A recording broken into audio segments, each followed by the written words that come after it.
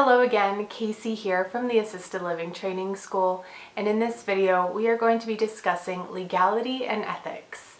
In the assisted living industry and healthcare as a whole, there are rules and laws that we must follow, both state and federal. Specifically in Arizona, there are some things that differentiate between other states. One of these things is that you must be state certified as a caregiver in order to work in an assisted living home or facility. And if you would like to manage, you would have to go through a process of getting your manager certificate, then going on to the boards for your manager license. The resident has rights as well, and we'll be going over that now. In an assisted living setting, the resident has the right to considerate and respectful treatment and care, not to be abused emotionally, sexually, financially, or physically. They have the right to design their treatment or service plan, decide how those services will be provided, and who will deliver those services, and if requested, a change in caregiver. They have a right to access receipts or statements for their fee-based services. They have a right to refuse treatment, to privacy, to file a complaint with the agency, and lastly, confidential handling of their personal information. Arizona Department of Economic Security has a publication that I will link below that you can read into further for more detail. In violation of any of these rights may and will have consequences of disciplinary actions. Amongst this list that DES has provided, there are other agencies that do provide more rules and regulations. One of those is HIPAA, which is for confidentiality of all healthcare and personal information that the resident has. And also Department of Health Services and the NCIA Board, who oversees the licensing of the assisted living, they have their own rules and regulations. And if you do decide to become a licensed manager, you will be tested on those things when you go to the board exam. Another important legal document is a DNR, Do Not Resuscitate form.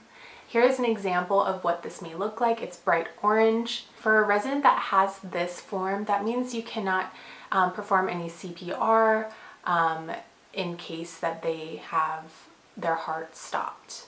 Moving forward with ethics, this is a moral code, knowing what is right and what is wrong. Here are some ethic principles that caregivers embody. Honesty.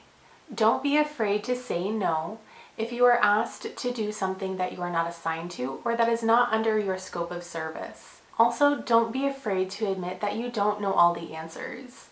Just reassure that whoever is asking those questions, that you are going to find a person who can better answer those questions. And by being honest, you vow to never steal a client's possessions or falsify documents. Another principle is respect. When an individual has religious or other beliefs that may differ from you, you must respect that and also provide a sense of independence for that individual. For example, when you're helping a client choose what to wear for the day, don't choose out the clothing for them, give them the option. Respect their decisions and their choices. Having choices improves well-being and promotes independence. And the last principle that we'll talk about today, which this does not limit your morals or your ethical principles, is reliability. Arriving for assignments on time and having integrity that you are going to be doing these tasks when you are asked to is a strong characteristic that caregivers must have. Always finish your shift strong, even when things may get difficult, the workload may be hard, or your client may be difficult to handle. Always finish strong every shift, knowing that when you are finished, you said, I did my best today. You may encounter some instances in some situations where it'll test your ethical principles or your morals. In those moments, it doesn't hurt to ask someone what they think about a situation. While keeping that confidentiality, maybe keep it between you and your manager, but don't be afraid to ask for help when you are unaware of what to do. Thank you so much for watching today's video, and I'll see you next time.